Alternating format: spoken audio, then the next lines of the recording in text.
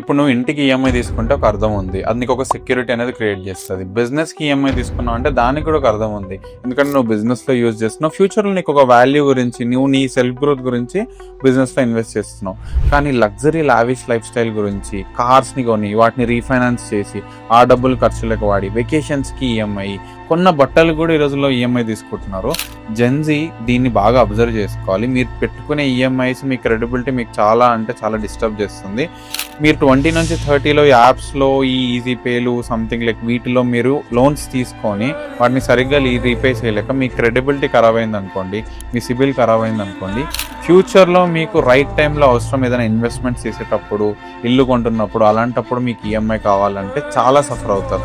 చాలామంది వాళ్ళ క్రెడిబిలిటీ అనేది ఖరాబ్ చేసుకొని బ్యాంక్స్ ద్వారా లోన్స్ రాకుండా వాళ్ళు ఏదైతే వాళ్ళ ఇన్కమ్ బాగా ఎర్న్ చేస్తున్నా కానీ వాళ్ళ లైఫ్ స్టైల్ అనేది ఇంప్రూవ్ అవ్వదు. సో ఎప్పుడు మీ లైఫ్ స్టైల్ ఎక్స్పెన్సెస్కి కాకుండా మీ లైఫ్లో గ్రో అయ్యేటట్టు మీ ఈఎంఐస్ ప్లాన్ చేసుకోండి. రైట్ నో ఎవ్రీ ఇయర్ 24% పైన క్రెడిట్ కార్డ్ కానీ వీటి మీద గ్రోత్ కనిపిస్తుంది. వాటి రైట్ యూసేజ్ లేకుండా మిస్మేనేజ్మెంట్ చేస్తూ చాలామంది యంగ్స్టర్స్ హెవీగా సఫర్ అవుతున్నారు. మనది ఇప్పుడు ఒక యంగ్ కంట్రీ. సో మనం మన ఈఎంఐస్ కానీ క్రెడిబిలిటీని కానీ చాలా రైట్ వేలో యూస్ చేసుకోకపోతే ఫ్యూచర్లో చాలా సఫర్ అవుతారు. మీ వల్ల మీ ఫ్యామిలీస్ కూడా సఫర్ అవుతాయి.